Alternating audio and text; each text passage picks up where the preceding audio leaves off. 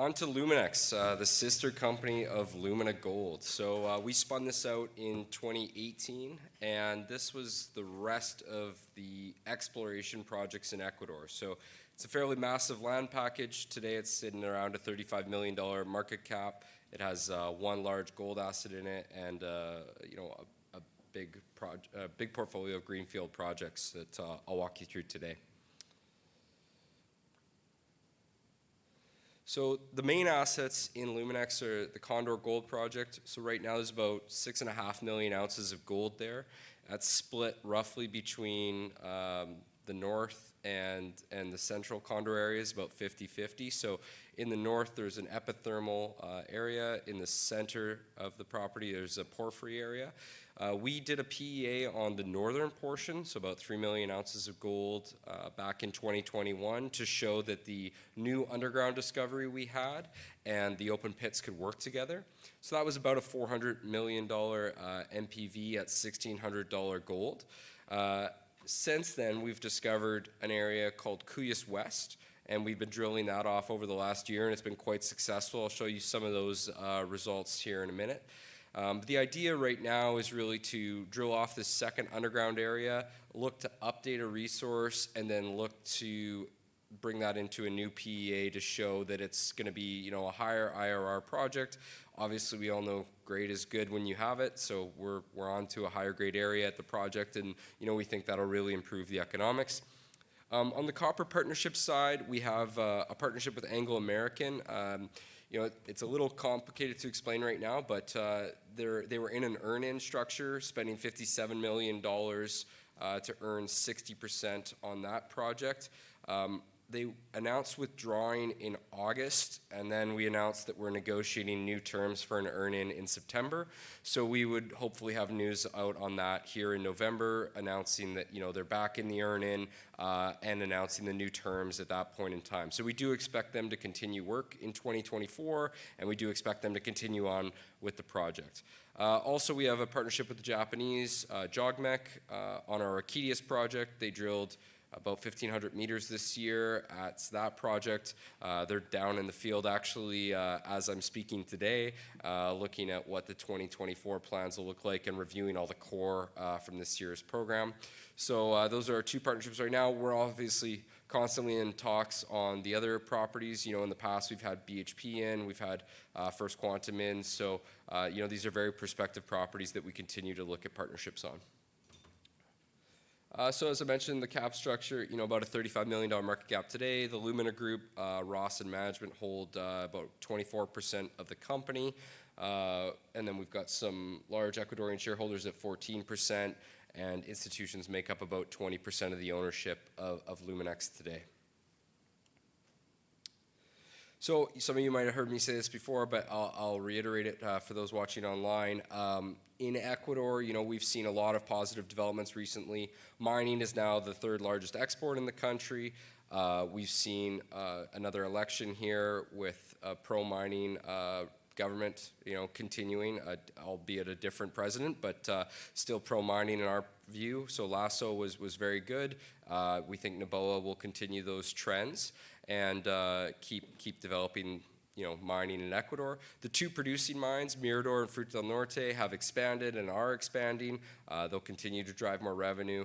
We think there's a great pipeline of projects in the country between the later stage ones, whether it's El Domo or La Plata, or our projects, Cangrejos, Condor, and then obviously you've got Cascabel out there as well as far as large stage developed projects with economics around them.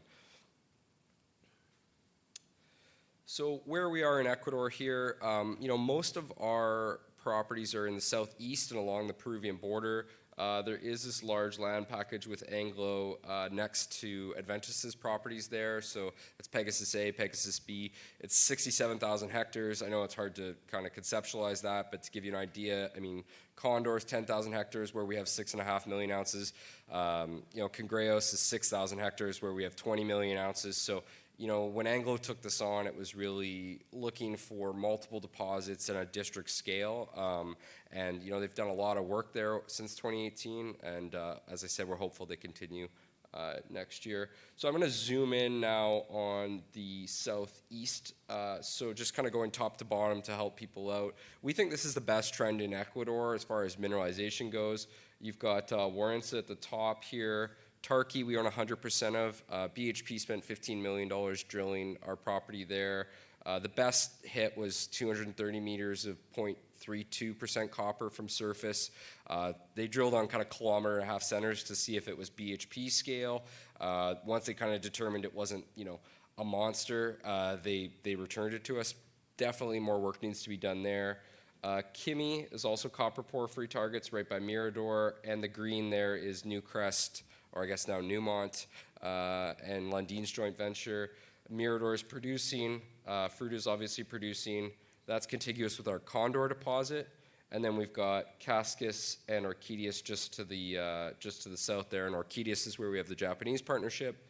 And Cascas has a drill-ready copper target there called Hapa, and we've done a bit of drilling and discovered copper porphyry in the past at a target called Shikai. So, this belt is extremely mineralized. There's probably been about $3.5 billion invested in this belt, over the last decade, and this is where the majority of revenue from mining comes from in Ecuador.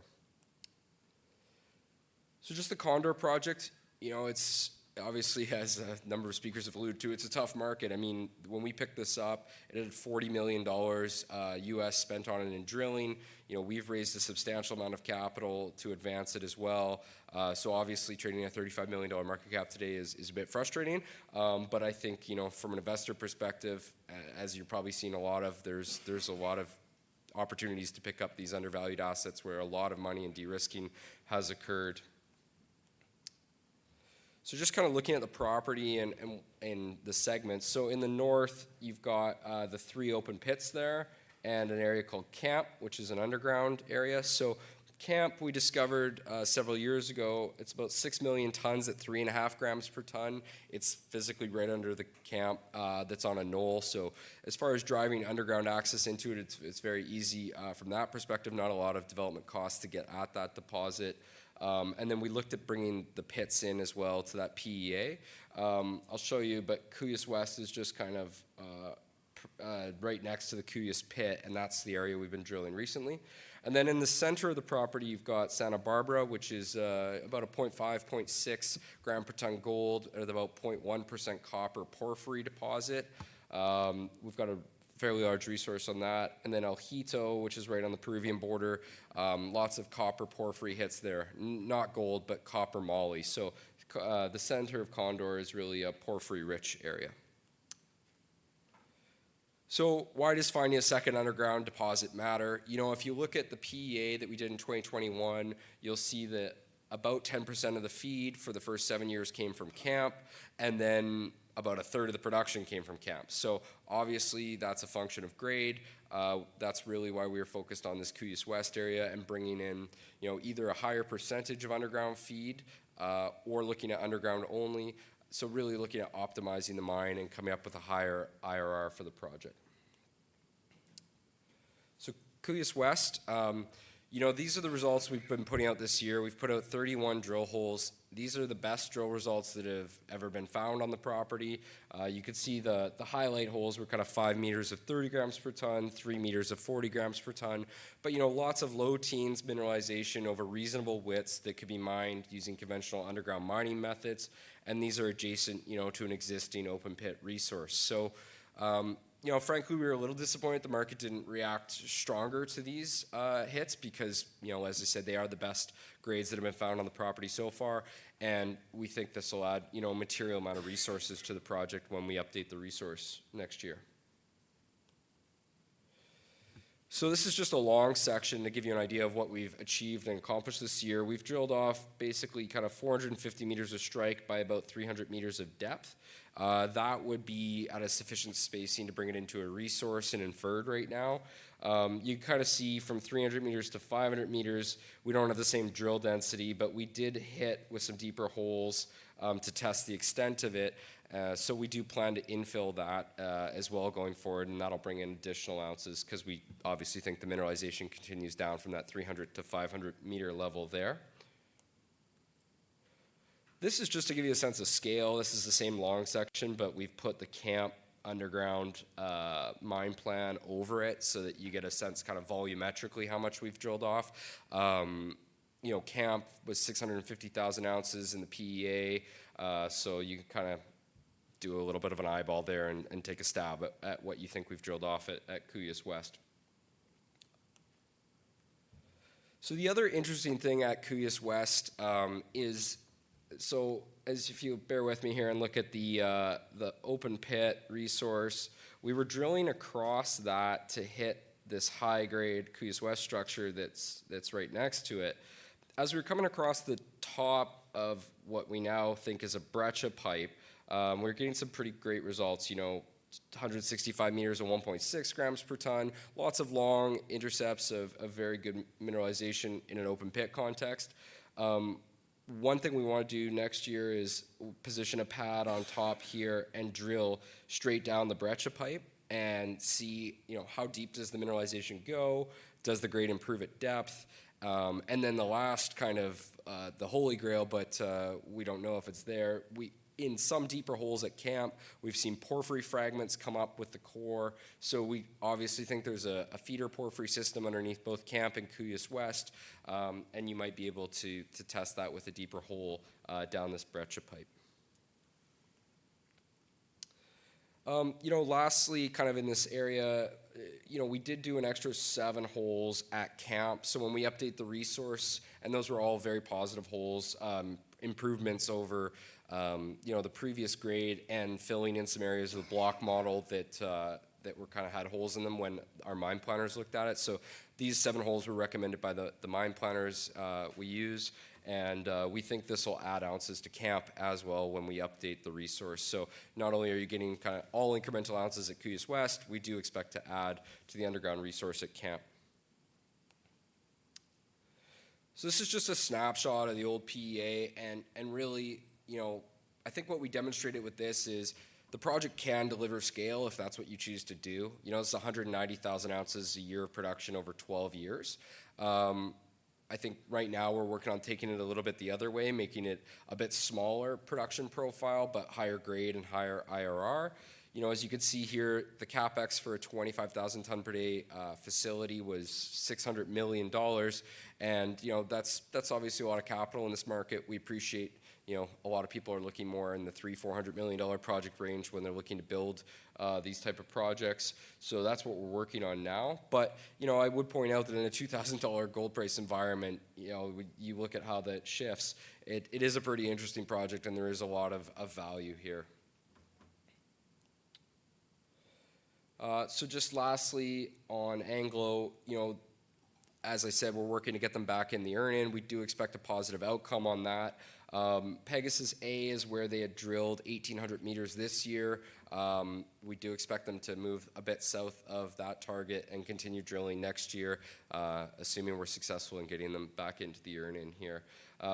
Pegasus B, they haven't done much work on, so really focused on Pegasus A, where they've generated about 8 different porphyry targets, mostly gold, copper focused in general. And you can kind of see that here. So the black circles are the 8 porphyry targets. Medusa's where they started drilling in the north, and they're going to work down towards Medusa South. Their next kind of preferred target is off in the southeast here. So there's lots of work to do at this project, lots of drilling to be done. Excited to get them back in and get working again. Lastly, Jogmec, as I said, it's a $7 million earn-in. They've spent, just about $4 million to date. We'll see what the 2024 plan looks like from them. They've been trying to vector in and find higher grade areas. They're hitting porphyry, but it's been lower grade so far. We'll see if they're successful in finding a higher grade area on Orchidius. So, in summary, I think Condor underpins the value of the company. You've got a well-known gold resource. There's no value for Santa Barbara in the stock at the porphyry. I think, the $400 million NPV at $1,600 certainly underpins the $35 million market cap. You've got a lot of blue sky potential with the earn-ins. that are existing and also potential future earn-ins on this property. It's important to note the concession system in Ecuador isn't open right now. So, you know, if you want to work on land in Ecuador, you need to go through somebody that already holds it. There's nobody staking new ground right now. So that's kind of a reason that it's good to hold a lot of real estate in country. And, you know, lastly, same management team that's, you know, discovered 20 million ounces at Cangrejos and obviously found the camp zone in Cuyas West here and advanced and sold a lot of projects in the past. So we really look forward to driving this company forward along with Lumina Gold in Ecuador. And maybe with that, I'll pause and take any questions.